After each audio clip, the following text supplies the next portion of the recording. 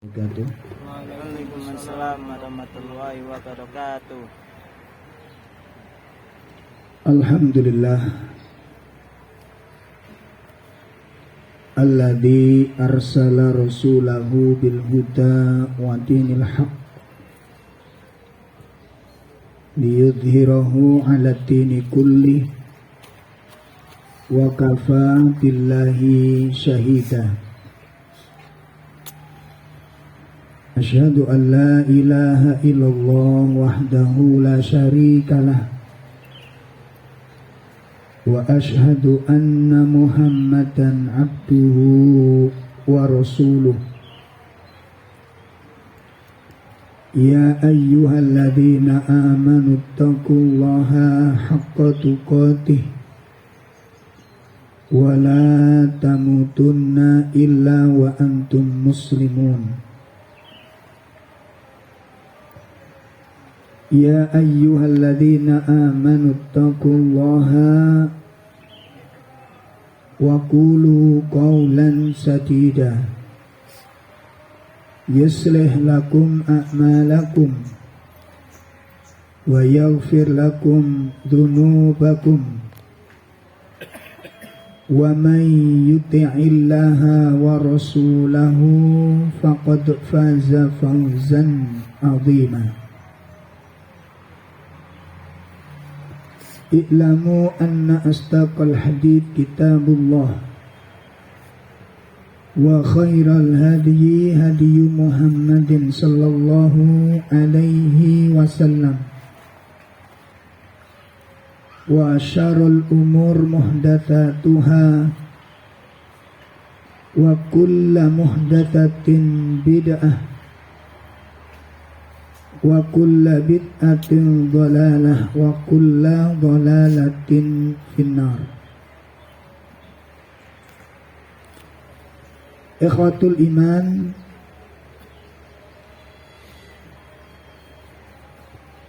bapak-bapak, ibu-ibu, jamaah majelis taklim yang semoga dimuliakan Allah Subhanahu wa ta'ala. Pertama, marilah kita panjatkan puji dan syukur kita kepada Allah Ta'ala,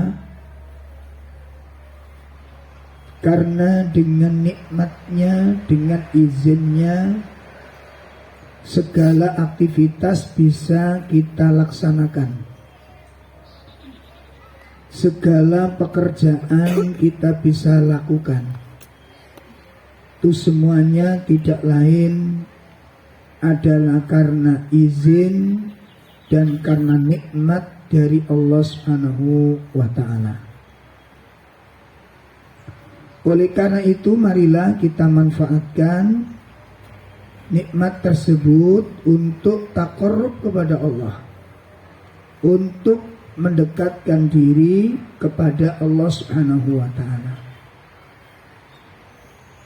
dengan memohon pertolongannya. Mudah-mudahan Allah mencurahkan rahmatnya kepada kita semuanya, dan Allah ampuni segala dosa kita, Allah tutupi aib-aib kita, dan semoga Allah angkat derajat kita, dan semoga Allah memasukkan kita ke dalam golongan orang-orang yang soleh. Amin ya rabbal alamin. Bapak Ibu sekalian yang dimuliakan Allah, materi kita pagi ini menindaklanjuti pembahasan dari kitab Mujibatul Jannah yang menjelaskan tentang fudulul ilm wal ulama, keutamaan ilmu dan keutamaan ulama. Ikhwatul kiram, Bapak Ibu sekalian yang dimuliakan Allah,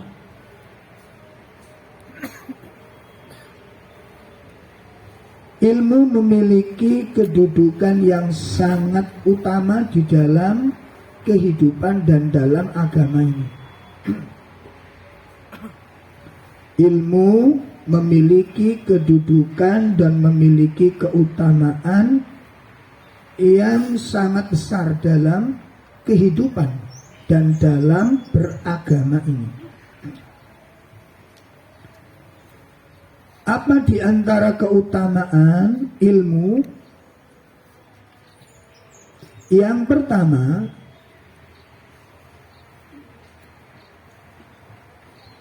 ilmu merupakan al-asas minal asas. Ilmu merupakan pondasi yang paling dasar. Ilmu merupakan pondasi yang paling dasar.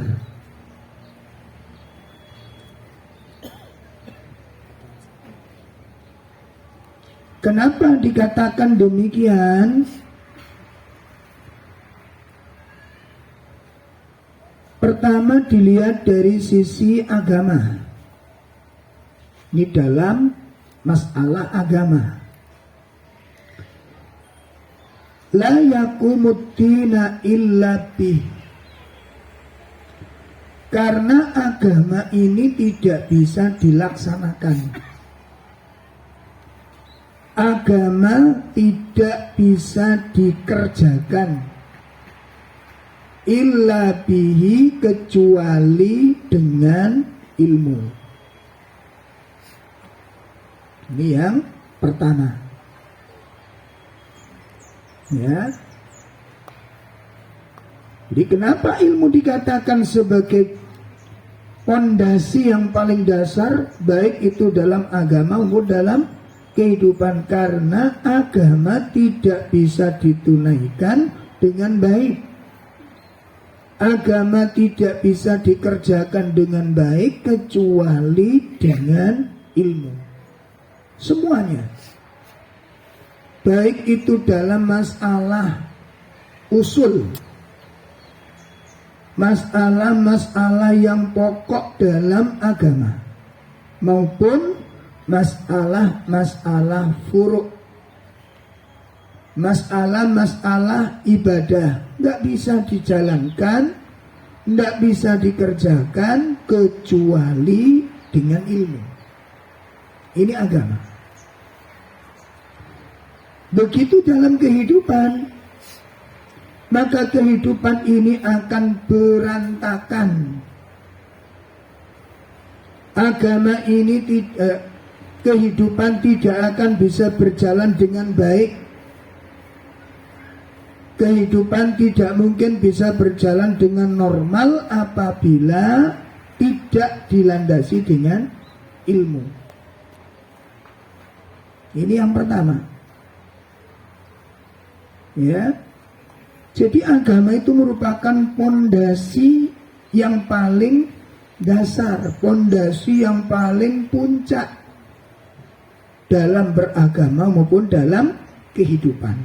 Jadi kehidupan kita tidak mungkin bisa baik hasilnya, kehidupan kita tidak mungkin bagus kualitasnya apabila tidak didasari dengan ilmu. Nah, ini. Yang kedua, ilmu merupakan syarat. Salah satu syarat ibadah itu diterima oleh Allah. Ilmu merupakan salah satu syarat diterimanya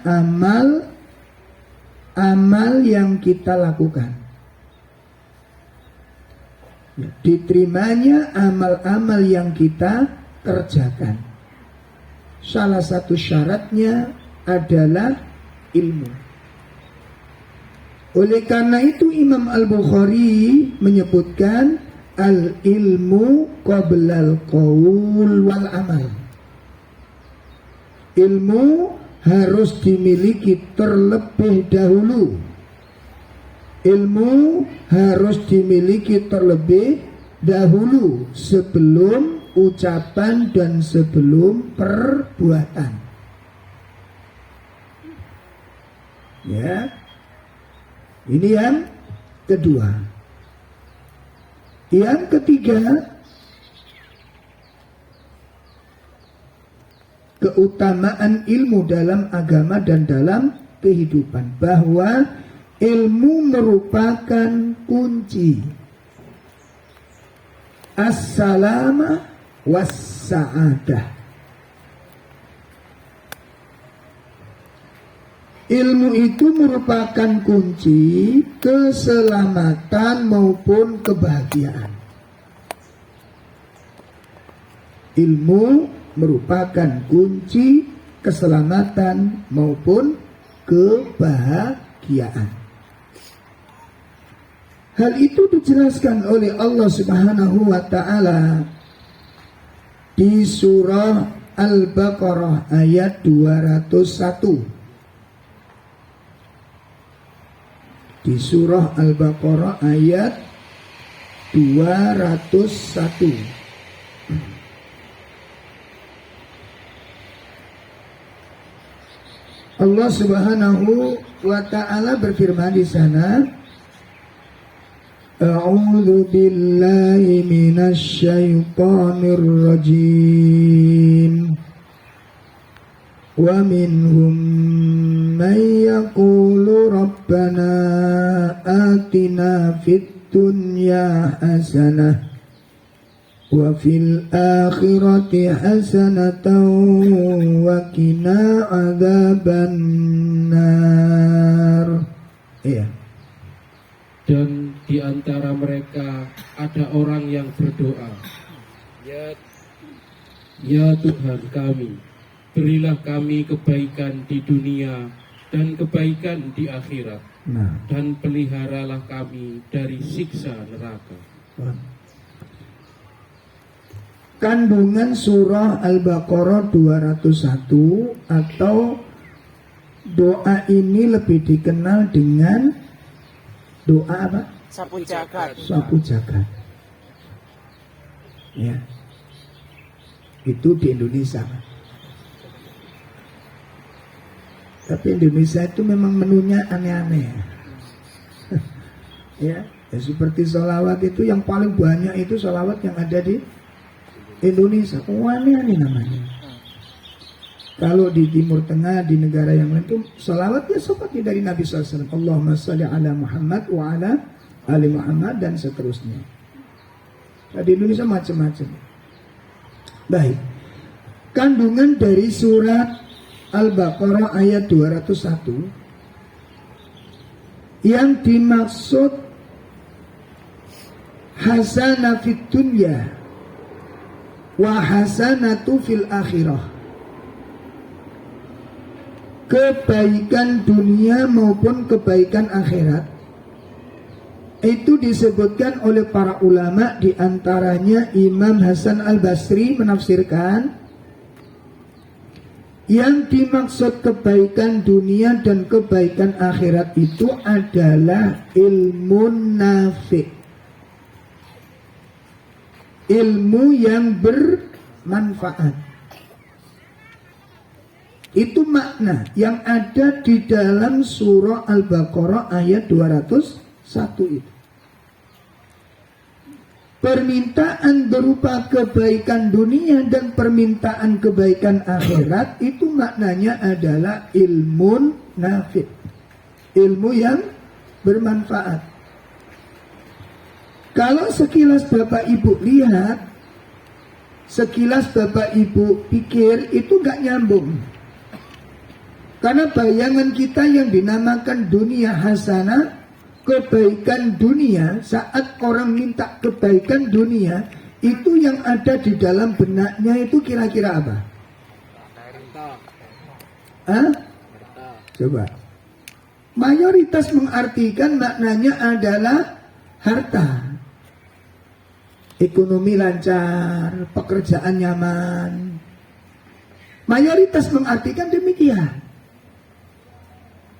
Ya, karena pada umumnya orang mengatakan sukses, orang mengatakan berhasil. Ya, itu rata-rata yang jadi standar kesuksesan dan keberhasilan itu adalah harta. Coba nanti kalau antum ketemu teman-teman SMA, terus cerita temannya, ada temannya yang sukses, berhasil, dan ada temannya yang gagal. Standar gagal dan sukses, apa yang jadikan standar? Teman kita yang satu, masih ingat gak si Fulan ini, yang dulu rumahnya di, yang anaknya sekarang sukses orangnya. Standar suksesnya apa?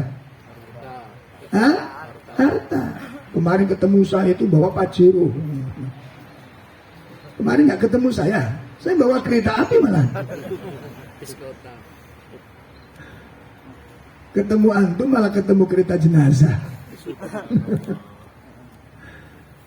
Itu standar yang dijadikan patokan oleh orang-orang awam untuk mengatakan orang itu sukses, orang itu berhasil. Itu mayoritas mengartikan demikian. Sehingga ketika berdoa demikian, yang dikatakan hasanah di dunia, hasanah fil akhirat itu urusannya berkaitan dengan materi. Padahal enggak. Para ulama menafsirkan ilmu nafi'. Apa korelasinya? Apa hubungannya? Ya. Yang kebaikan dunia kok dihubungkan dengan ilmu yang bermanfaat. Apa hubungannya ini? Simak beberapa persoalan. Persoalan pertama, hadis Nabi SAW menyebutkan, man yuridillahu bihi khairan yufaqihu fiddin. Pertama, apa kata Rasulullah?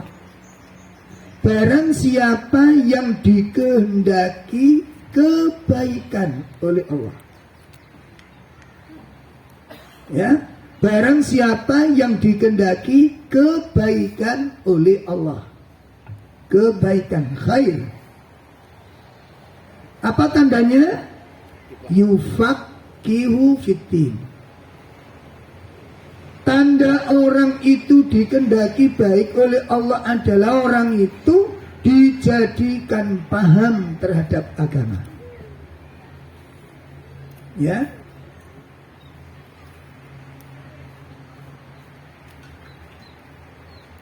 Hal ini disesuaikan dengan apa yang diucapkan oleh Imam Ka'ab, Muhammad bin Ka'ab, yang diriwayatkan oleh Imam Abu Sulaiman Ad-Darimi. Imam Muhammad bin Ka'ab berkata, man aradallahu bihi khairan, barang siapa yang dikehendaki baik oleh Allah. Artinya orang itu diberi kebaikan oleh Allah. Ja'ala lahu talatun khisalin, maka Allah berikan kepada orang tersebut 3 perkara. Kata Imam Muhammad bin Ka'ab, tanda-tanda orang itu diberi kebaikan oleh Allah Subhanahu wa taala adalah apa? Orang tersebut diberikan 3 perkara oleh Allah. Nah, mari kita simak apakah diri kita punya 3 perkara tersebut. Ya. Apa 3 perkara tersebut? Yang pertama, 3 perkara tersebut, yang pertama adalah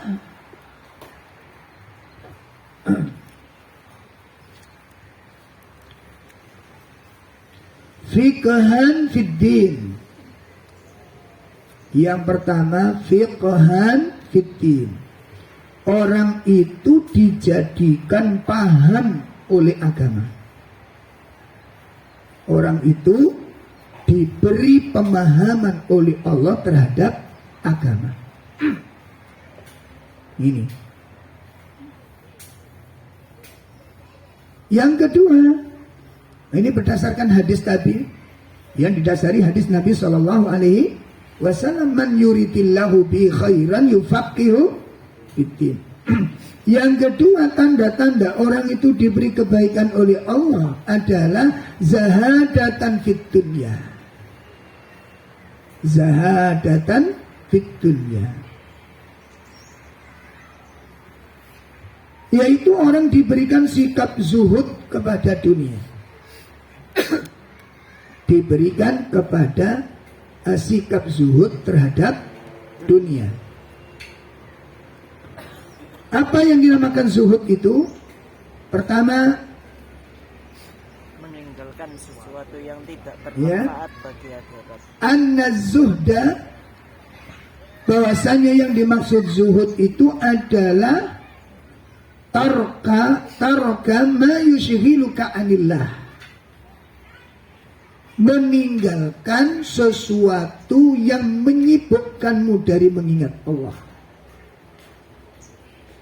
Meninggalkan sesuatu yang menyibukkanmu dari mengingat Allah. Itu pertama, makna zuhud adalah meninggalkan sesuatu yang menyibukkanmu dari mengingat Allah. Ini zuhud. Ya. Nah, kita harus tahu apa saja yang menyibukkan diri kita sehingga kita lupa kepada Allah. Ada sesuatu yang menyibukkan kita, yang kemudian dengan sesuatu itu kita lupa kepada Allah. Maka kita tinggalkan sesuatu yang menyibukkan disebabkan menghalangi kita dari zikir kepada Allah. Maka perbuatan itu dikatakan zuhud. Ya apa saja pokoknya. Karena kesibukan orang itu macam-macam. Ada yang sibuk ngeramut burungnya. Ya, sekarang sampai ngingu manuk sampai 5. Ya nggak apa-apa. Cuma kamu ngeramut anakmu isolah. Loh, kadang-kadang ngajari burung itu semangat, tapi ngajari anaknya gak gelem. Lah yang bodoh loh ini. Bodoh apa pinter? Iki manuk kabeh jangan-jangan. Coba jangan bayangkan loh. Mengajari manuk bernyanyi berinisial itu. Kalau perlu antum ajari burung antum baca surat Al-Ikhlas. Seandainya bisa, antum gak dapat pahala. Dapat pahala apa enggak? Gak dapat. Seandainya burung antum hafal surat Al-Ikhlas lalu murojaah tiap pagi. Tiap pagi burungnya baca surat Al-Ikhlas, antum dapat pahala apa enggak? Tapi kalau antum ngajari anak-anak dan dia baca, antum dapat pahala. Kan kebodohan. Ayo ngomong pinter ngomong. Bodoh bang lanang ini. Dan kemana-mana dia gendong burungnya. Anak nggak tahu digendong. Bodoh apa pinter? Bodoh. Memangnya sampai nanti kalau di kuburan didoakan burung. Karena saya sering lihat beberapa orang-orang yang sibuk dengan burung-burungnya ini. Kurungi, apa itu namanya kayak selambut, kirim sana, kirim sini, dibanggakan di sana sini. Tapi nggak pernah ngajari anak-anaknya. Bukan ya? Nah itu kan sibuk namanya. Ada yang sibuk mancing. Kita di subuh tuh banyak pergi mancing. Ya nggak masalah, cuma bagaimana kita ngaji nggak pernah, taklim nggak pernah, tapi mancing selalu ada waktu, kan masalah ini. Ya. Makanya kapan hari itu Ustadz Zainal Abidin itu ada yang nanya, Ustadz gimana hukumnya mancing? Oh masih takut hukumnya mancing. Jadi jawab sama Ustadz Zainal Abidin, sudah hafal juz amma apa belum? Akhirnya yang nanya bingung, loh Ustadz saya itu nanya masalah hukum mancing, kok kenapa jenengan nanya saya tentang hafal juz amma? Lah iya, loh ya apa hubungannya? Lah nek antum juz amma jurung hafal, lo kok kober mancing? Aneh-aneh tiang itu. Ya. Kemudian Imam Ibnu Taimiyah mengatakan,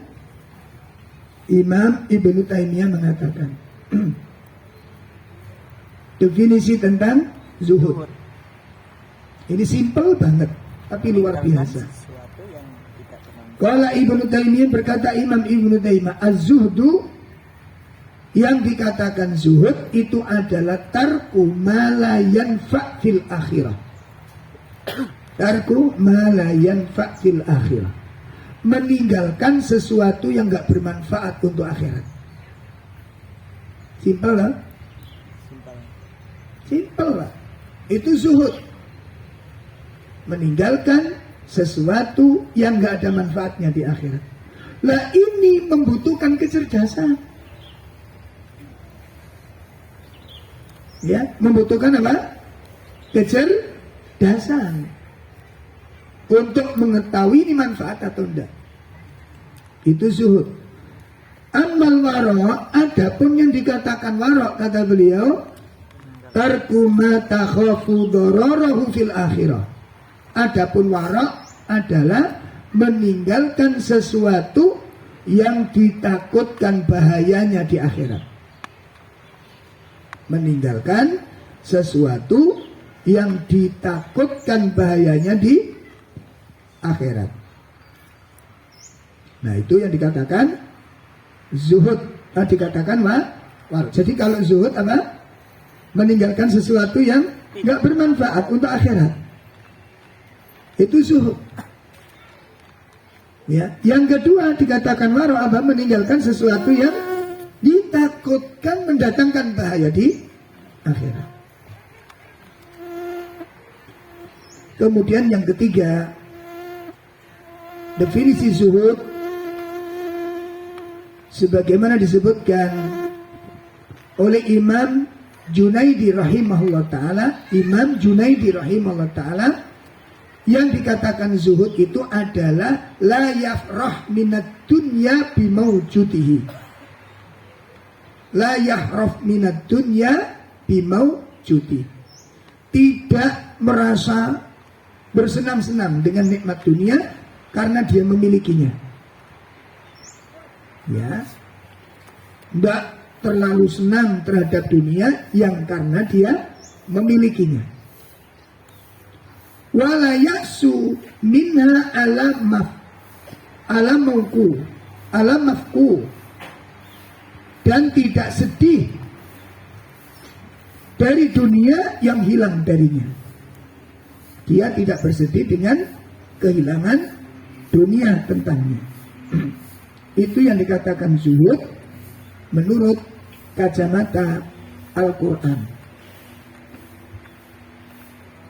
Itu ciri yang kedua, orang itu diberikan kebaikan oleh Allah. Yang ketiga, tanda-tanda orang diberikan kebaikan oleh Allah adalah wabasoron fi uyubihi. Wabasoron fi uyubihi. Orang tersebut diberi kemampuan oleh Allah. Orang tersebut diberi kemampuan oleh Allah untuk melihat aib-aib dirinya. Orang tersebut diberi kemampuan oleh Allah untuk melihat aib-aib dirinya. Nah, bapak-bapak, ibu-ibu sekalian, kesimpulannya apa? Korelasi antara ilmu dengan kehidupan dunia ini. Apa korelasinya? Kok disebutkan oleh Imam Hasan Al-Basri bahwa kehidupan dunia itu adalah ilmu yang bermanfaat. Korelasinya apa? Korelasinya adalah ilmu nafi', ilmu yang bermanfaat itu akan melahirkan syarhus sadr. Syarhus sadr, kelapangan jiwa. Ilmu nafi tatawallatu syarhus sadr.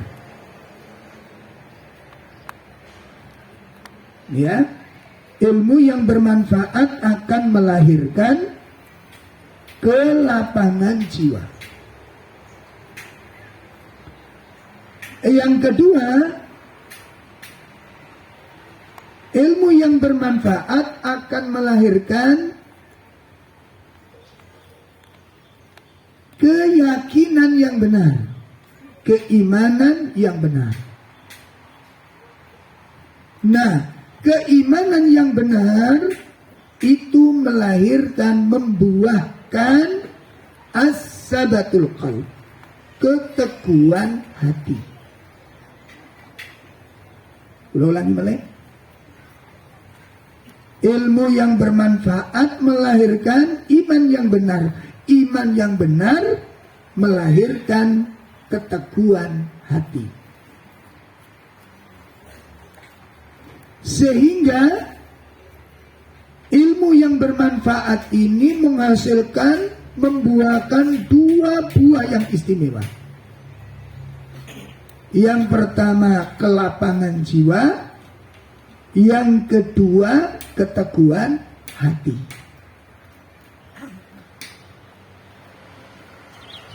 Kelapangan jiwa, yang kedua keteguhan hati. Nah, dari dua buah ini, kelapangan jiwa, maka segala persoalan-persoalan yang ada di kehidupannya itu dengan mudah akan dijalaninya. Kelapangan hati itu menjadikan kunci tentang mudahnya segala urusan. Tidak ada masalah yang ruwet, tidak ada masalah yang semrawut, tidak ada masalah yang tumpang tindih, tidak ada masalah yang tercerai-beraikan, tertata dengan baik. Disebabkan karena ilmu yang bermanfaat. Kelapangan jiwa itu demikian. Ya, sehingga kelapangan jiwa ini pun menghasilkan dengan tentang as-sabatul qalb ini, keteguhan jiwa. Nah, keteguhan jiwa itu yang menjadikan orang-orang itu tahan dengan berbagai macam cobaan-cobaan hidup.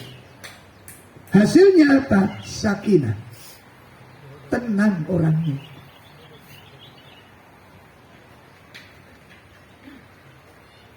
Menghasilkan jiwa-jiwa yang tumak nina.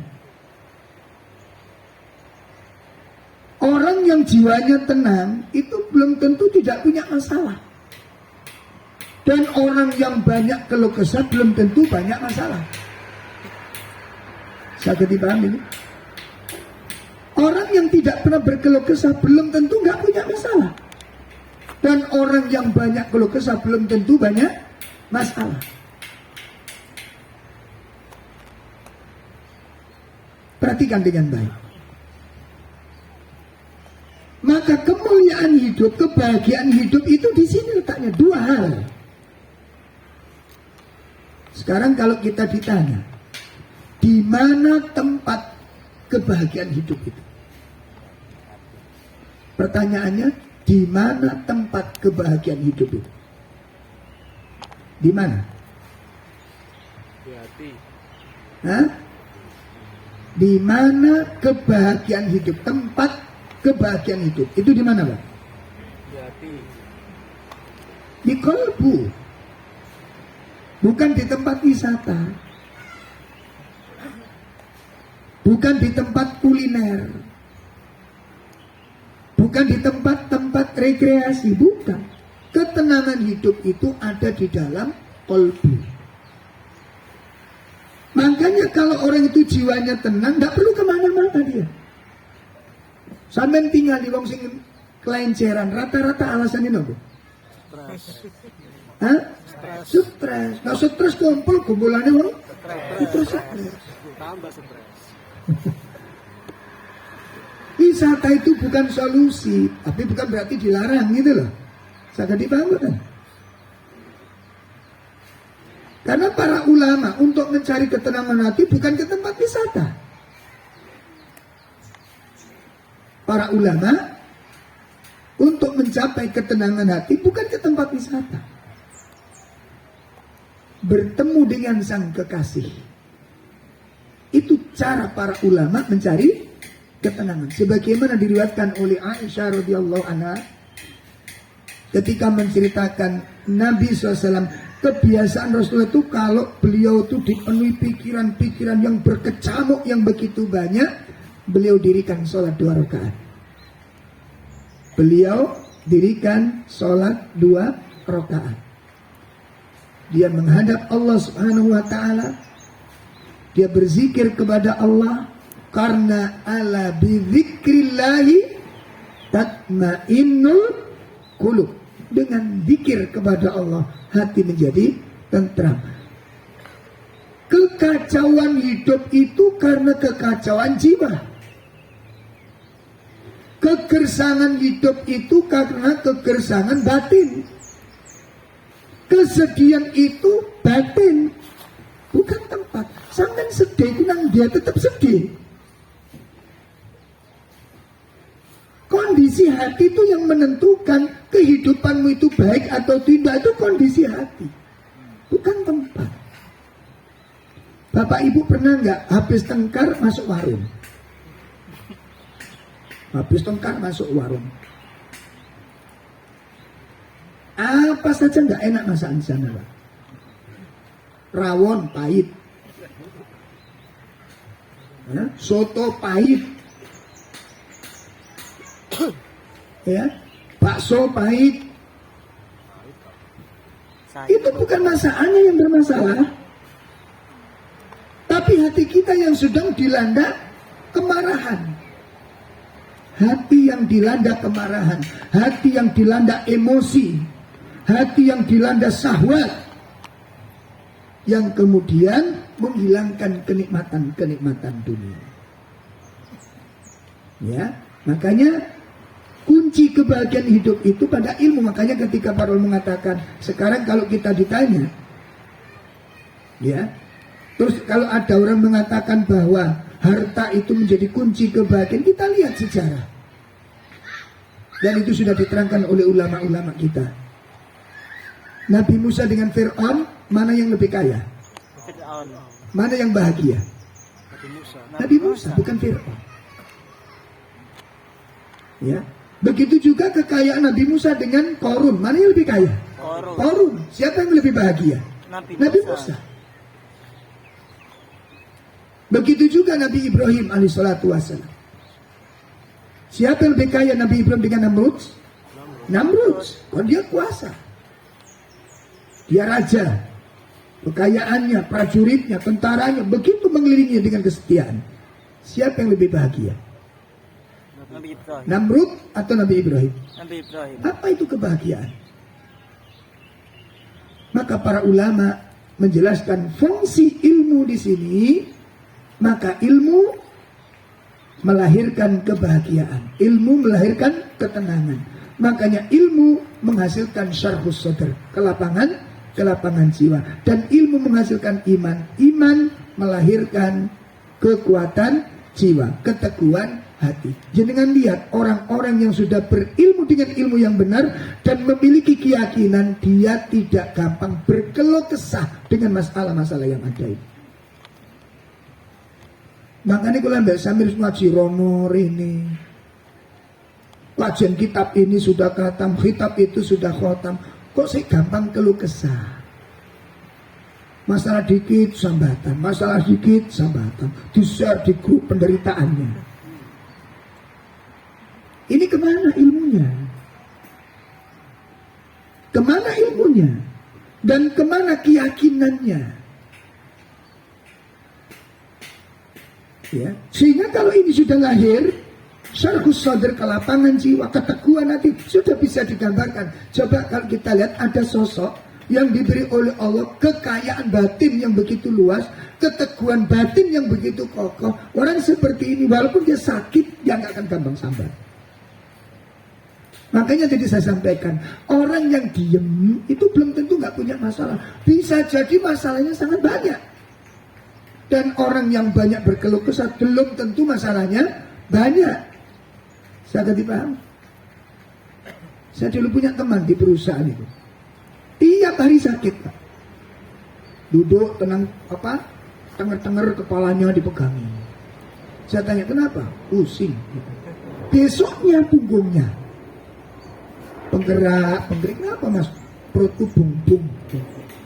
Besoknya lagi tangannya yang dipegangi. Ini orang nggak bisa merasakan sesuatu. Setiap yang dirasa dikeluarkan ucapannya. Nah, sampean niku lek sampean dirasakno tenan, Pak. Kapan panjenengan badan itu nggak terasa sama sekali? Hah?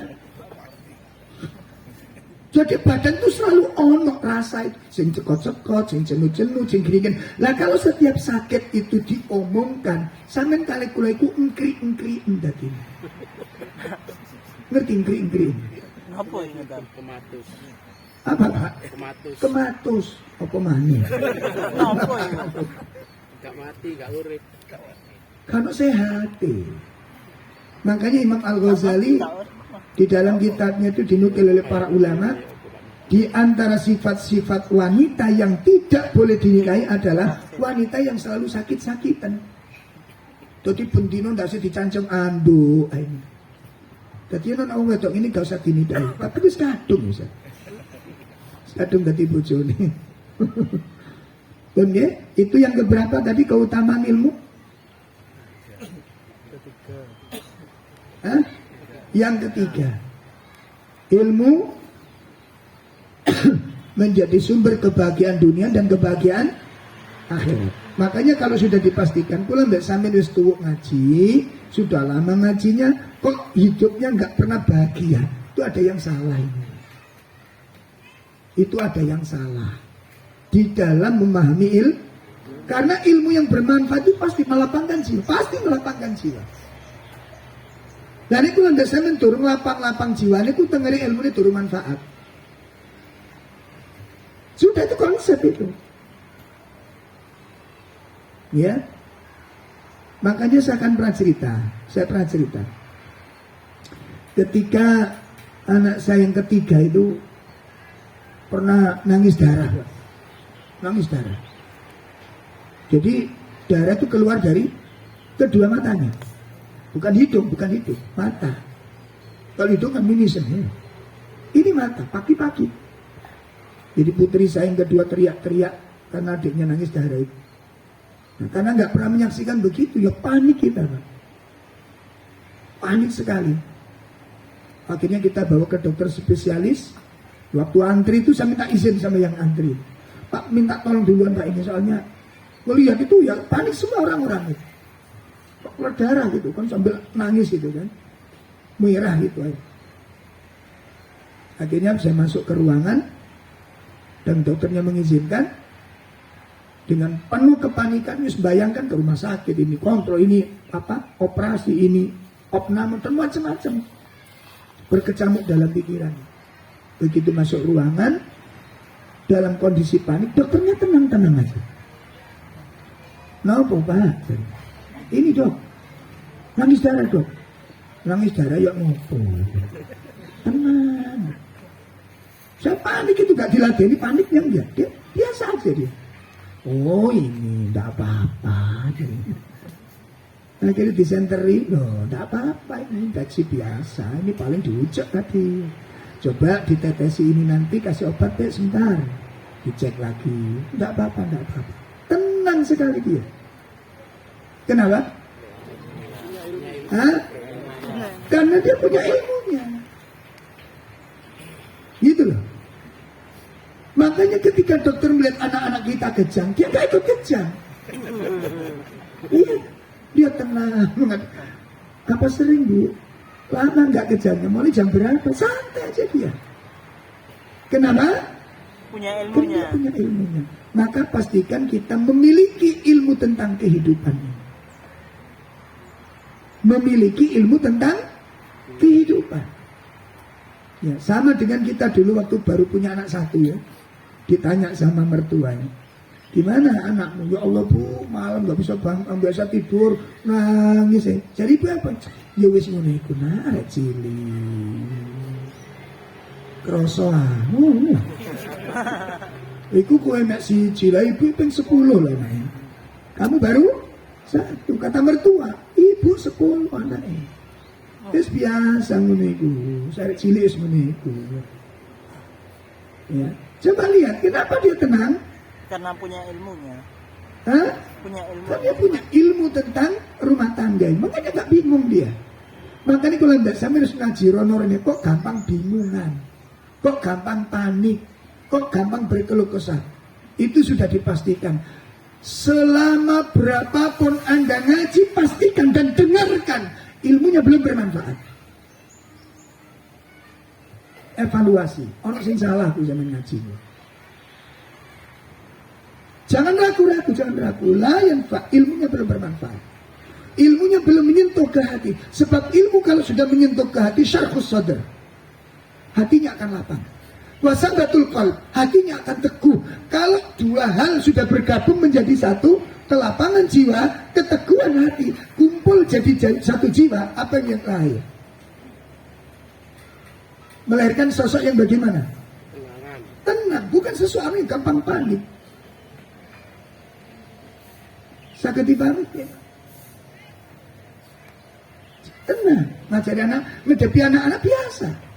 Coba jenengan lihat orang-orang yang sudah memahami kehidupan, memahami tentang ilmu kehidupan, memahami masalah-masalah kehidupan.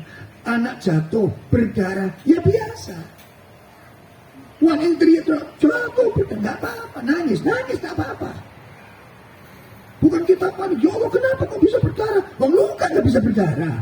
Anakmu itu manusia, bukan robot. Paham ini? Gak usah panik. Nangis, gak apa-apa, sakit memang. Anakmu bukan Mike Tyson. Gitu loh. Sakit, ya biarkan sakit, gak masalah. Nangis, ya itu memang senjata manusia. Kalau sakit itu nangis. Gak usah meja digepuk, tembok digepuk, kodok disawat. Ini pengajaran siapa yang begini? Ada gak begitu? Anak jatuh, Masya Allah jatuh sayang, mejanya nakal, sampai sih gak genah. Anak meja nakal. Ada nggak begitu? Kursi ditendang, kursinya nakal, menjatuhkan adik. Anak kursi menjatuhkan adik. Ini pembodohan kepada anak-anak. Ini menanamkan sifat lemah kepada anak-anak. Kenapa? Harus mencari kambing hitam, nggak benar yang begini ini. Ojo dibiasa nomor ini. Ojo dibiasa nomor ini. Nangis gak apa-apa, makanya jangan lari-lari. Gitu loh. Aku berdarah, gak apa-apa diobati. Jadi ojo panik ditambahi panik. Jadi lemah anak kita. Anak-anak kita jadi lemah. Ya. Nah ini keilmuan, jadi gak usah panik. Anak gak naik kelas, ya biarkan aja gak naik kelas. Nanti kan naik sendiri kalau belajar dia. Tanyain, kenapa kok gak naik kelas? Ya nilainya jelek-jelek. Nah belajarnya yang kurang, kan gitu aja kan. Ayo belajar yang serius, nanti naik kelas. Nanti kalau gak naik, tak naikkan sendiri. Ya. Kok angel-angel, gak naik kelas aja sampai panik. Gak naik iman itu panik. Sholat gak nambah panik. Ibadah gak nambah panik. Ada ibu-ibu itu kamu mau ujian tuh takut-takutin tidak kalau minta doa kemana-mana. Mau doa Ustaz anak mau ujian, ngapain memangnya? Nanti takut nggak masuk negeri, nanti nggak masuk negeri, masuk luar negeri. Kan swasta luar negeri. Memangnya kalau masuk negeri terus bahagia hidupmu? Hah? Bahagia nggak? Tambah ruwet. Tambah ruwet. Oh, sehingga negeri tambah ruwet. Jalani kehidupan. Ada permasalahan-permasalahan, itulah kehidupan.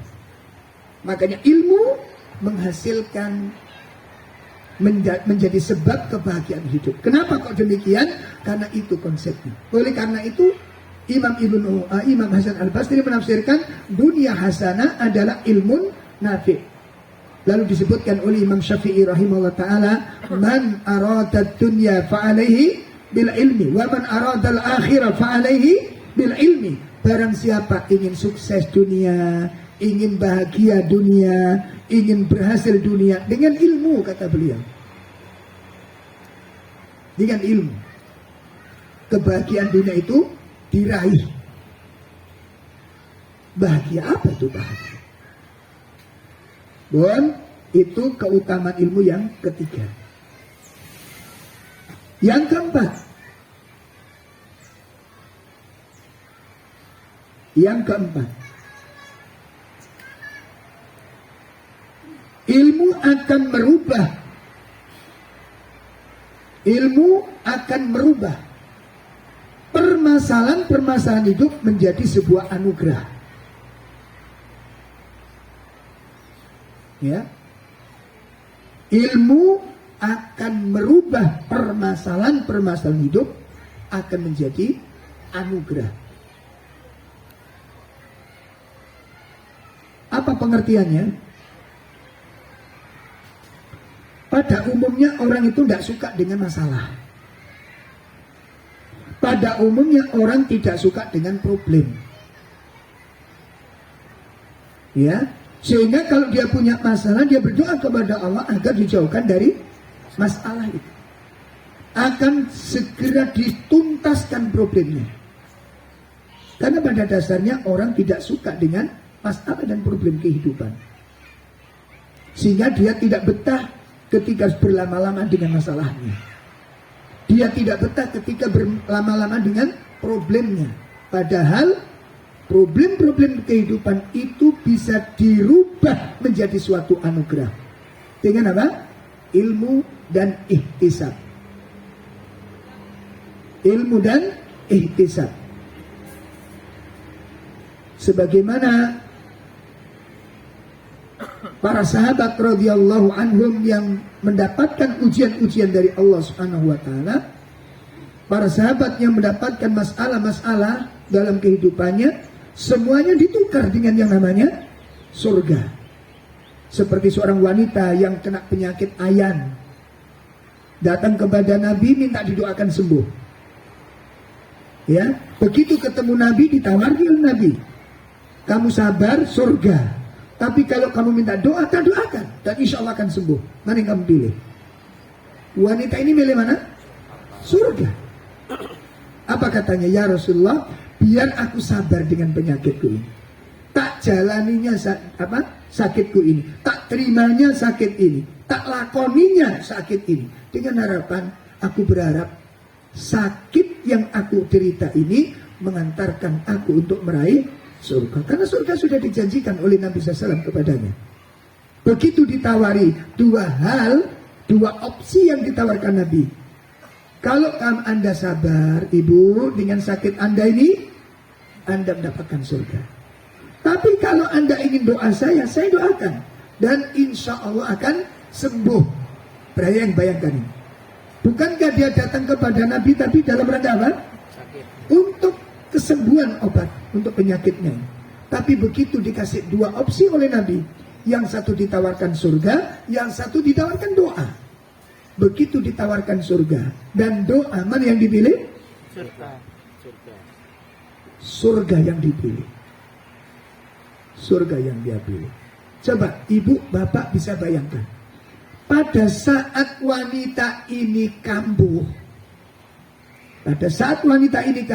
yang ada dalam benaknya apa kira-kira? Surga. Pada saat wanita ini kambuh penyakitnya, kambuh sakit ya, kambuh umat itu penyakitnya. Surga. Ya. Yang terfikir di pikirannya apa kira-kira? Yang ada di benaknya apa? Surga. Surga sedang menantiku. Karena yang dipilih adalah surga.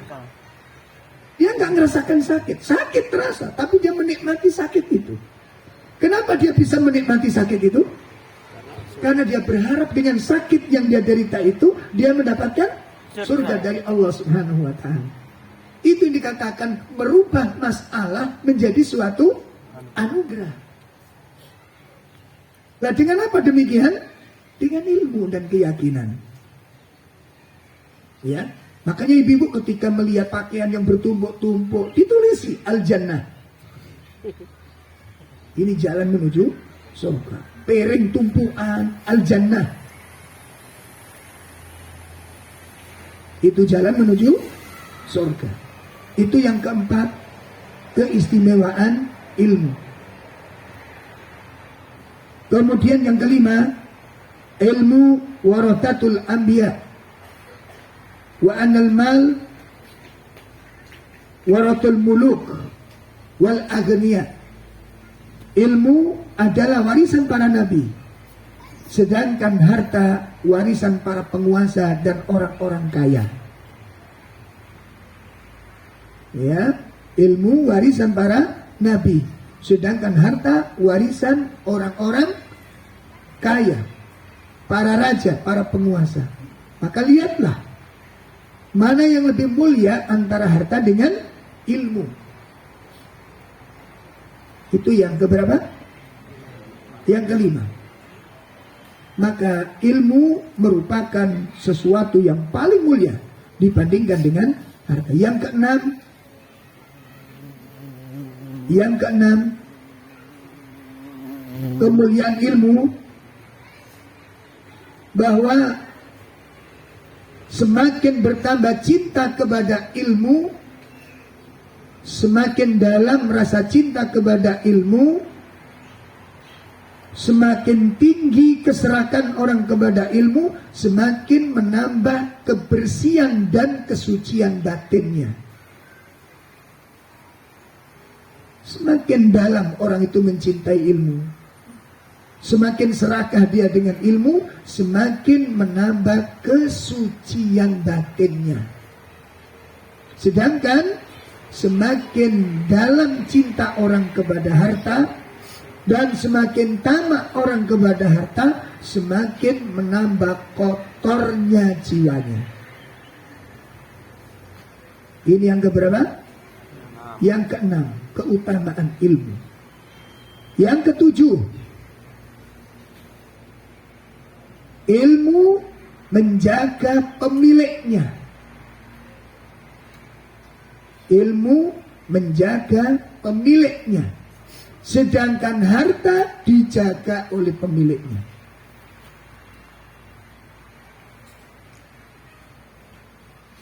Maka lihatlah orang-orang yang berilmu dalam kehidupan. Mau ngomong jelek, ilmunya bicara, gak boleh. Maka terjaga dia. Ya, coba ketika kita sudah ngaji, sudah mengetahui tentang bab transaksi riba, begitu ada yang nawari dengan iming-iming yang begitu menggiurkan, tapi sistemnya riba, yang berbicara siapa? Ilmu mengingatkan kita, nggak boleh ini yang nggak boleh ini. Yang bilang begitu siapa? Ilmu menjaga kita. Ilmu menjaga kita. Masya Allah. Sedangkan pemilik harta, dia harus menjaga hartanya. Dan semakin menjaga harta, semakin nampak kebodohannya. Bapak beli sandal seharga 1.500.000. Beli sandal tujuannya apa? Apa fungsinya sandal? Dipakai untuk melindungi kaki. Pada saat dibutuhkan, sandalnya Anda selamatkan, kakinya yang dikorbankan. Pas lewat, dalannya beletok. Yang dikorbankan yang mana? Sepatunya dicepot. Sepatunya dipakai apa dilepas? Dilepas. Kakinya? Enggak dilepas. Ini mulai sakit batin kita ini. Untuk sandal itu gak lindungi sikil kok. Lalu waktu dibutuhkan malah sandalnya dilepas, kakinya yang dikorbankan. Itu kan kebodohan. Dan lebih baik kakinya yang kena duri daripada sandalnya. Lebih baik kakinya yang kena paku daripada sandalnya. Lebih baik kakinya yang kena pecahan beling daripada sandalnya. Ini kan kebodohan.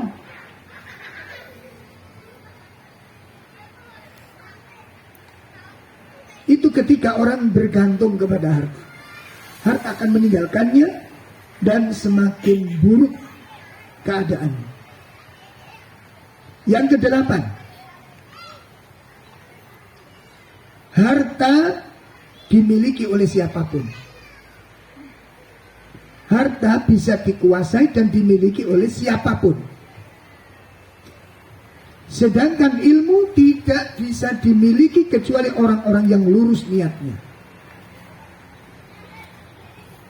Ya, jadi harta bisa dimiliki oleh siapapun. Orang alim bisa kaya, orang durhaka bisa kaya, orang ahli taat bisa kaya, ahli maksiat bisa kaya enggak? Bisa kaya. Itu harta bisa dimiliki oleh siapapun. Orang berilmu bisa punya harta, orang bodoh bisa punya harta. Itu harta. Sedangkan ilmu tidak. Ilmu akan diberikan kepada orang yang berhak untuk mendapatkan ilmu itu. Orang yang mensucikan hatinya, orang yang membersihkan batinnya. Jenengan kali kula ngaji, hati ini mboten resik, sulit menerima ilmu. Perhatikan, Pak. Ya, kita ngaji, hatinya dipenuhi dengan syahwat, hatinya dipenuhi dengan kotoran-kotoran syubhat. Ilmu gak bisa masuk ke dalam hati, karena Allah tidak menghendaki ilmu ditempatkan di tempat yang kotor.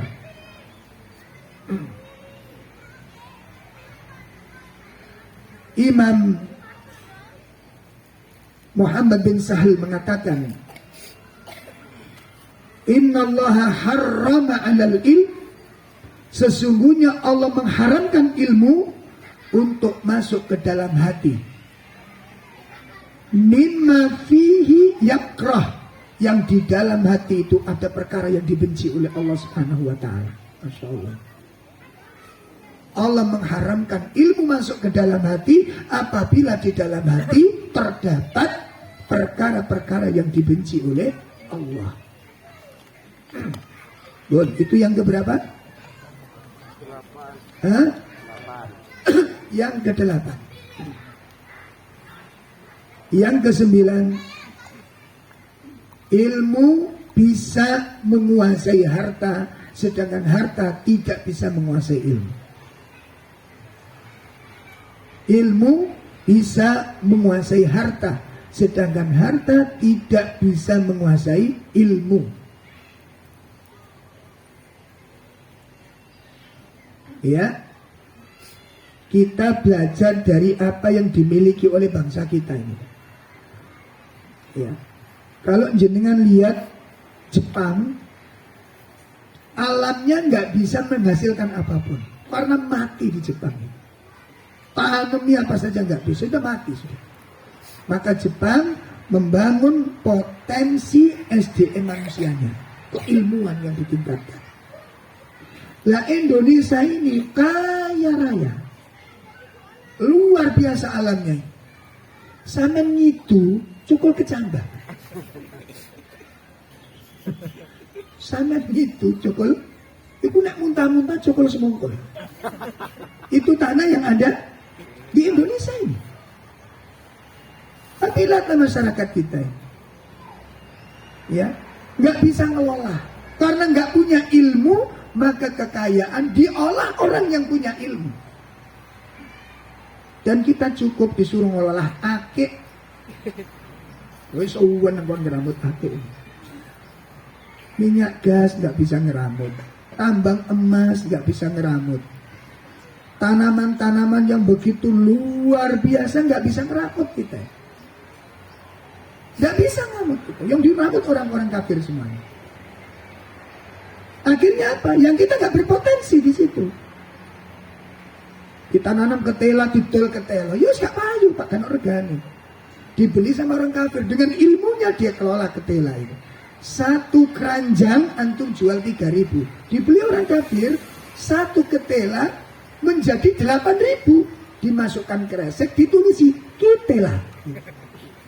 Antum yang beli lagi. Hah? Siapa yang kelola? Orang kafir. Orang kafir. Yang nanam? Kita. Luar biasa. Yang beli? Kita. Dengan harga? 8.000. Pinter menurut.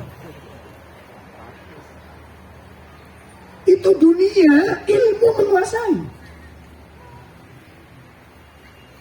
Makanya Imam Ibnu Qayyim menyebutkan di dalam kitab Miftah Darus Sa'adah itu, ilmu menguasai harta, harta tidak bisa menguasai ilmu. Makanya punya harta banyak, nggak ikut ngeramut. Kenapa? Karena nggak punya ilmu tentang itu. Pun saya ketibahan gitu. Itu seputar tentang ilmu, dan masih banyak lagi di dalam kitab Miftah Darus Sa'adah ada 100 keutamaan ilmu. Ada 100 keutamaan ilmu. Masya Allah, sangat luas sekali. Ya, sangat luas sekali. Nah, sekarang kita lihat keutamaan ulama. Keutamaan ulama. Yang pertama,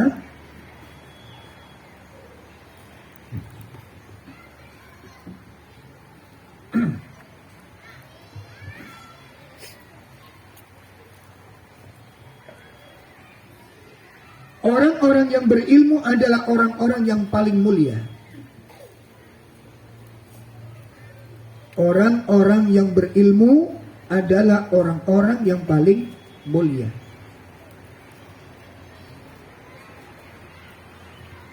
Di antara kemuliaan orang-orang yang berilmu, yang pertama, Allah sandingkan orang berilmu dengan nama Allah dan disandingkan dengan para malaikatnya.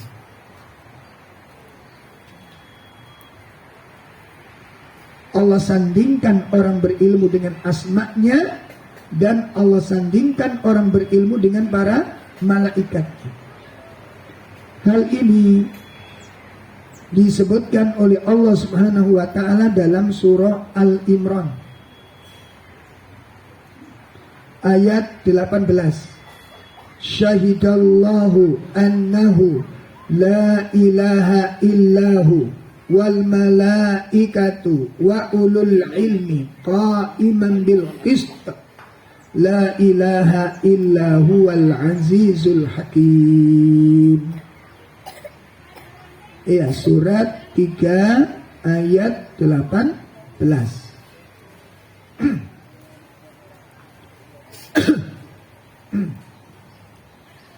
Allah menyatakan bahwasanya tidak ada Tuhan melainkan Dia yang berhak disembah, yang menegakkan keadilan.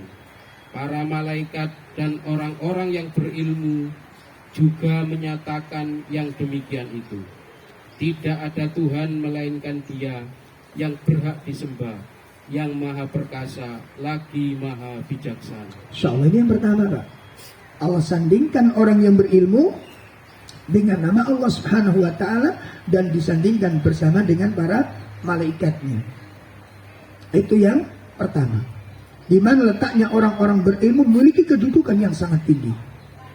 Memiliki kemuliaan yang sangat agung. Persaksiannya disejajarkan dengan persaksian para malaikatnya. Allah Subhanahu wa taala telah menempatkan di tempat yang mulia ini. Wa qala al-Imam Sufyan bin Uyainah, berkata Imam Sufyan bin Uyainah, arfa'un nasi indallahi manzilatan. Masya Allah,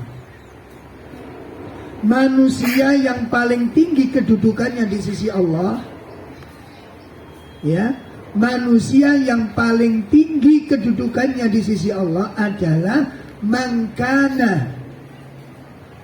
kana bainallahi wa baina ibadih. Masya Allah, manusia yang paling tinggi kedudukannya di sisi Allah adalah orang yang menjadi perantara. Orang yang menjadi perantara antara Allah dengan hamba-hambanya. Orang yang menjadi perantara antara Allah dengan hamba-hambanya. Artinya orang yang menghubungkan antara manusia dengan Allah, yang menghubungkan antara Allah dengan manusia. Siapa mereka? Al-anbiya wal ulama. Siapa mereka? Al-anbiya wal ulama. Maksudnya apa? yang dimaksud menjadi perantara ini? Karena ilmunya para nabi kita mengenal Allah. Dari mana kita mengenal Allah? Dari mana kita mengenal Allah? Dari ilmunya para nabi yang diwariskan oleh Allah kepada para ulama. Perhatikan Mbak, dengan ilmu yang diwariskan nabi kepada para ulama, kita mengenal agama ini dengan benar. Dari mana kita mengenal tauhid? Dari mana kita mengenal tauhid? Dari ilmunya para nabi itu yang diwariskan kepada para ulama. Dan ulama mengajarkan kepada kita ini. Bagaimana kita mengetahui adab-adab makhluk kepada Allah? Hak-haknya Allah, hak-haknya Rasul. Dari mana itu kita ketahui? Dari ilmu yang diwariskan oleh Nabi kepada para ulama. Dan ulama mengajarkan ilmunya kepada kita. Sebelum panjenengan ngaji Quran, sebelum kita semua ngaji sunnah, apa yang kita lakukan dalam Islam ini, Pak? Dalam pripun keyakinan kula mbak sampean carut marut ndak karu-karuan. Nggih mboten.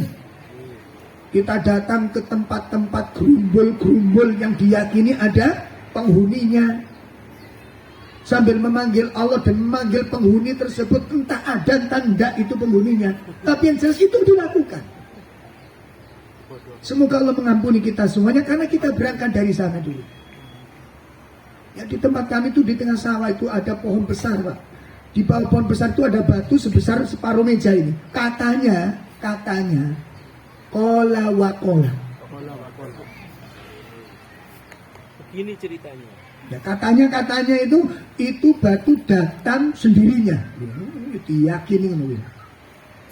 Lalu kita berdoa ketika habis nanam padi semuanya selesai, datang ke tempat itu untuk meminta pertolongan dan perlindungan supaya ditolong tanaman-tanaman padi ini berhasil dengan hasil yang bagus dan supaya dijauh dari hama. Ya Allah, terjadi Pak. Malah di dekat Al-Um sana tarik itu na'udzubillah, menari-nari di atas kuburan. Datangkan ledek, datangkan bidu wanita, gending-gending itu sambil minum khamr untuk menolak balak. Lalu itu aja sudah balak.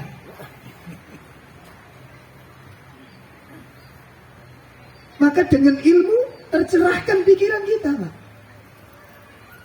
Kita mengenal apa itu tauhid, kita bisa mengenal syirik. Walaupun di akhir-akhir sekarang ini sudah mulai langkah dakwah tauhid, dakwah sunnah sudah mulai langkah.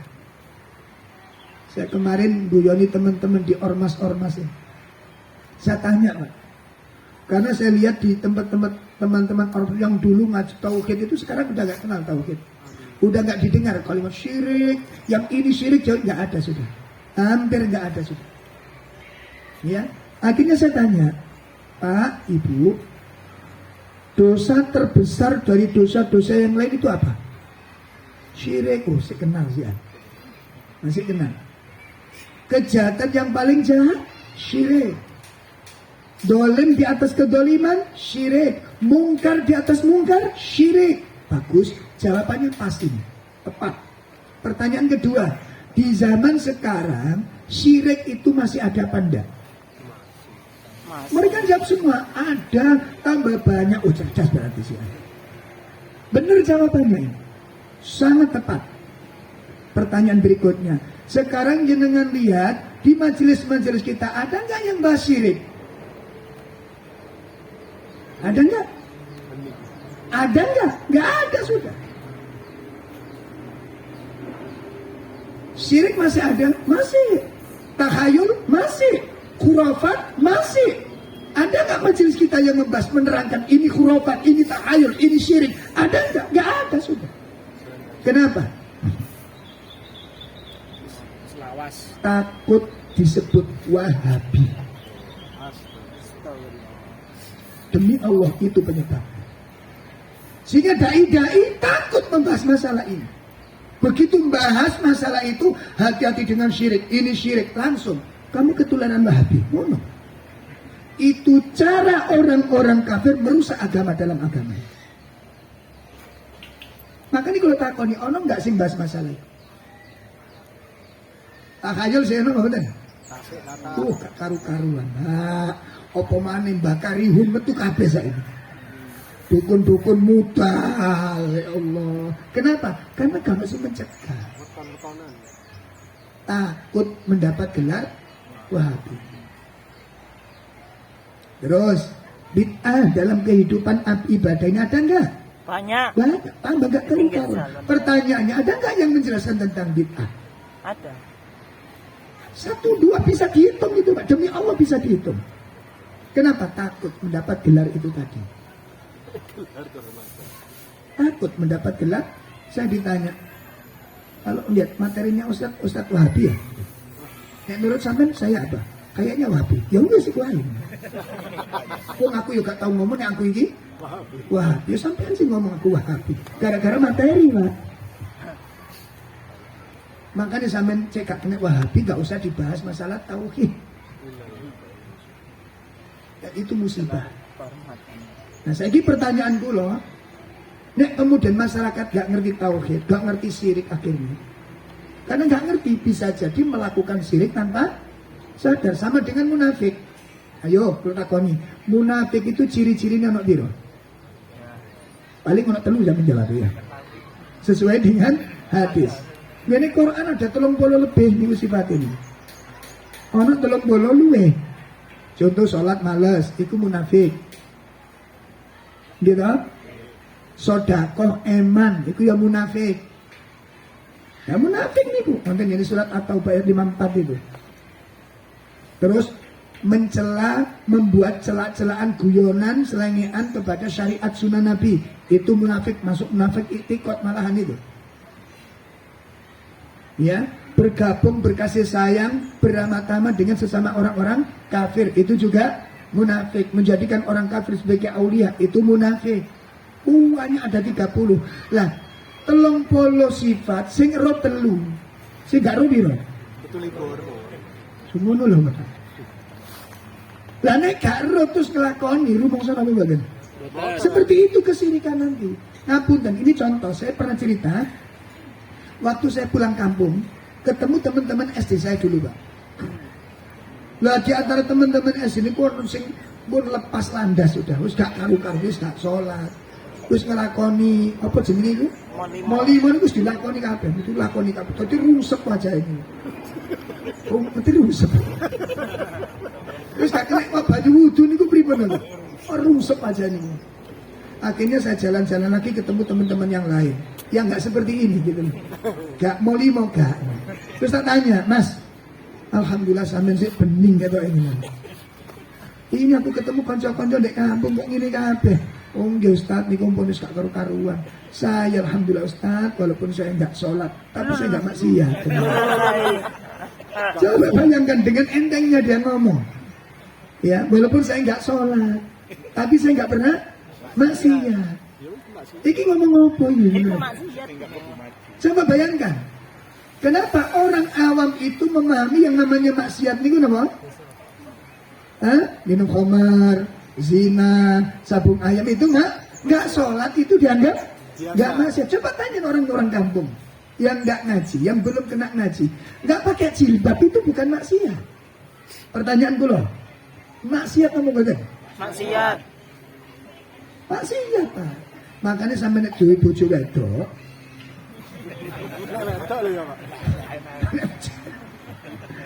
Lah bojo ngopo? Nek sampean duwe bojo wedok, metu nang jaba, enggak gawe kudung, sampean meneng jenengan maksiat kepada Allah. Anda membiarkan istri Anda melakukan maksiat kepada Allah Ta'ala. Nah kecuali kalau istri jenengan belum balik, enggak masalah. Ya syaratnya wanita itu kalau sudah balik. Karena banyak ibu-ibu yang bawa anak kecil usia 1 tahun, usia 2 tahun dipakai jilbab, ibunya enggak. Ya kita husnudzon aja kalau gitu kan. Mungkin anaknya sudah balik gitu ya. Ibunya belum balik. Ibunya belum balik. Lo ngatain kisah niki kata apa? Wah, ngatain. Nah, contohnya kata gitu pun ya. Nah, saya lanjutkan. Arfa'un nasi indallahi manzilatan. Manusia yang paling tinggi kedudukannya di sisi Allah adalah orang yang menjadi perantara antara Allah dengan hamba-hambanya. Dan mereka itu adalah siapa? Al-Anbiya wal ulama. Mereka adalah para nabi dan para ulama. Kemudian di antara kemuliaan para ulama disebutkan oleh Imam Abu Muslim Al-Khawlani. Imam Abu Muslim Al-Khawlani berkata, al-ulama fil ardi mithlun nujumi fis sama. Masya Allah. Ulama di muka bumi ini itu seperti bintang yang ada di langit ini. Seperti bintang-bintang. Lalu disebutkan oleh para ulama. Kenapa para ulama dikatakan seperti bintang? Sebab ada 3 fungsi utama. Ada 3 fungsi utama. Allah menciptakan bintang. Maka disitulah peran para ulama. Ada 3 peran tertinggi para ulama. Sebagaimana fungsinya Allah menciptakan bintang-bintang tersebut. Ya. Apa fungsinya? Yang pertama, fungsinya Allah menciptakan bintang adalah untuk melempar syaitan yang berusaha mencuri berita dari langit. Untuk melempar syaitan yang berusaha mencuri berita dari langit. Allah sebutkan di surat Al-Mulk ayat 5, wa ja'alnaha rujuman lis syayatin. Ya. Kami jadikan bintang-bintang itu alat-alat pelempar setan. Wa ja'alnaha rujuman lis syayatin. Kami jadikan bintang-bintang itu alat untuk melempar setan. Pertanyaannya, kenapa ulama dikatakan seperti bintang yang fungsinya melempar syaitan? Disebutkan oleh Syekh Al-Utsaimin rahimahullah ta'ala di kitab Al-Ilm. Di dalam kitab Al-Ilm. Apa kata Syekh Utsaimin? Kalau ada orang perusak agama masuk di dalam maktab. Apa maktab? Tempat berkumpulnya kitab, ribuan kitab di sana. Lalu dia mengigau. Apa mengigau? Ngelendur, ngomong sing enggak tentang agama. Kan sekarang banyak loh. Sing ketemu Nabi Khidir tiap hari. Ketemu Nabi Khidir. Katanya cerita, saya kemarin tuh datang tamu.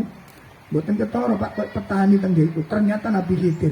Lah kok nek betul petani dek sawis Nabi Khidir sing ndi? Ini mengigau sekali. Nabi Muhammad SAW tidak pernah ketemu Nabi Khidir. Lo nyata ini batal yang ini. Gak sing bahas. Sing bahas Wahabi. Insya Allah.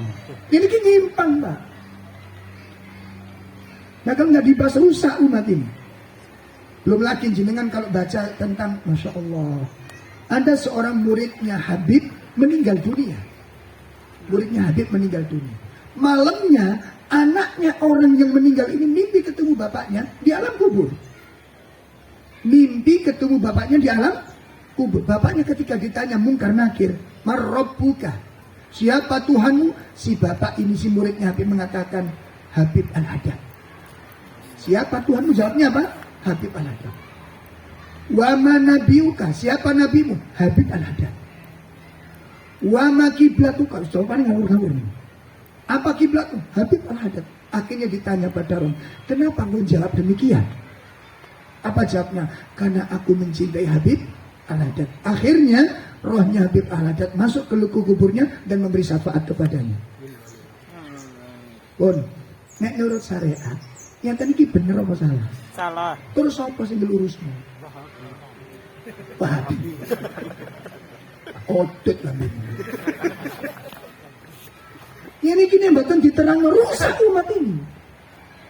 Mencintai Habib itu boleh, mencintai ulama itu boleh, mboten dilarang boleh. Tapi kalau menjadikan turab, ini syirik. Wis, mencintai malaikat Jibril boleh apa enggak? Boleh. Kalau jenengan nanti ditanya, "Marabuka Jibril punya ngono akeh." Dibandem Bapak. Dikepuk sama malaikat. Paham enggak ini? Syirik ini. Lo ngeten iki nek mboten dirangaken, Pak. Ya sesat ya umat Pak. Kasihan umatnya. Ngeten, mencintai ulama boleh apa enggak? Boleh dan harus mencintai orang alim itu harus. Tapi bukan kemudian ditanya siapa Tuhanmu, Abdul Rauf, syirik besar itu gimana? Astaga. Boleh nggak Anda mencintai Ustadz Syafiq nggak? Berani Anda mengatakan man rabbuka Syafiq, wa man nabiyuka Ustadz Syafiq. Malaikat dikepuk. Dibandem nggak semua? Paham nih? Dikepuk sama malaikat. Ini menyalahi syariat. Ada Lo ngeten iki mboten diterangaken, Pak. Gak oleh nerangno ngene iki. Makanya peran ulama membantah ini. Ini penyimpangan. Ya, tugasnya siapa yang membantah? Ulama. Kalau orang yang menyimpang masuk maktab ribuan kitab di sana, kitab itu diam semua.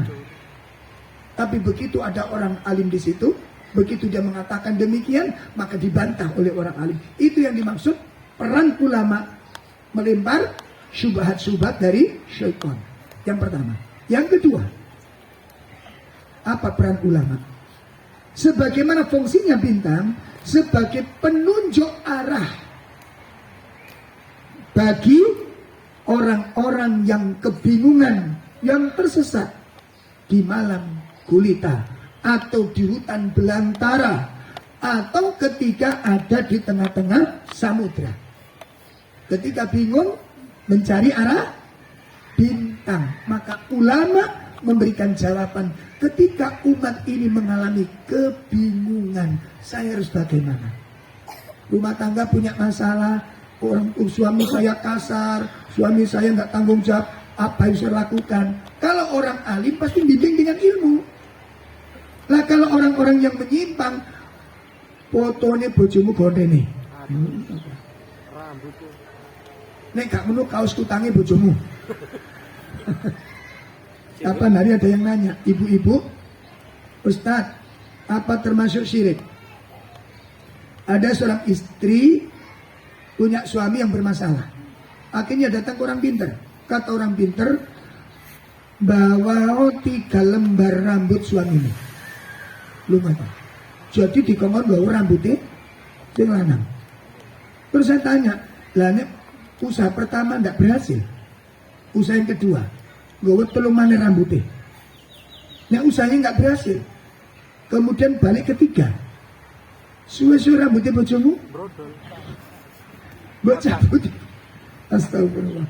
Ini cara-cara yang nggak syar'i, dan itu sangat banyak sekali. Itu sangat banyak sekali. Maka fungsinya bintang diciptakan penunjuk arah. Disebutkan dalam surat An-Nahl. Surat An-Nahl.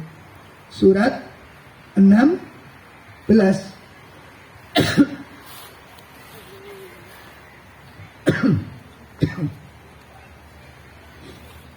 Ya, surat An-Nahl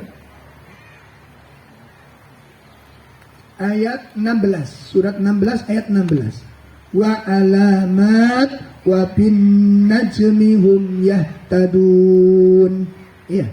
Dan dia ciptakan tanda-tanda penunjuk jalan, dan dengan bintang-bintang itulah mereka mendapat petunjuk. Nah, dengan bintang-bintang itu mereka mendapat petunjuk, yaitu arah yang dia bingung mencarinya. Yang ketiga, fungsi bintang adalah sebagai penghias langit dan penerangnya. Sebagai penghias langit dan penerangnya. Allah sebutkan di surat Al-Mulk ayat 5, walaqad zayyana as-samaa'a ad-dunya bimasabiha.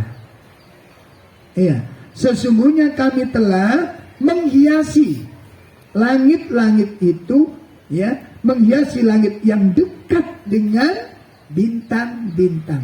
Apa maknanya ulama sebagai bintang? Itu sebagai hiasan dari tengah-tengah umat ini. Dengan akhlaknya, dengan kepribadiannya, dengan tutur katanya, dan dengan tarbiyah yang disampaikan, dengan ilmu yang diajarkan, maka ulama menjadi hiasan di tengah-tengah umat ini. Bukan merusak umat, tapi mendidik akhlaknya umat, mengajari adab-adab kepada umat, sehingga dengan akhlak, dengan adab yang diajarkan itu, maka terlihat indah karakter seseorang, terlihat indah pribadi seseorang dengan akhlak dan adab yang dia lakukan. Nah, bapak-bapak, ibu-ibu yang dimuliakan Allah, inilah di antara keutamaan para ulama yang dengan perannya kita bisa mengenal Allah, dengan ilmunya kita bisa berhubungan dengan Allah, dengan pengajarannya kita mengerti hak-haknya agama, hak-haknya para rasul alaihimu salatu wassalam. Mudah-mudahan Allah tabaraka wa ta'ala menolong kita semuanya dan menjadikan ilmu ini bermanfaat, dan kita akan lanjutkan di bab-bab yang akan datang, di pertemuan yang akan datang, lanjutan dari kitab Mujibatul Jannah pada pertemuan yang akan datang. Kurang lebih mohon maaf yang sebesar-besarnya. Sallallahu ala nabiyyina Muhammad, subhanakallahumma wa bihamdika, asyhadu an la ilaha illa anta, astaghfiruka wa atubu ilaik. Assalamualaikum warahmatullahi wabarakatuh. Waalaikumsalam warahmatullahi wabarakatuh.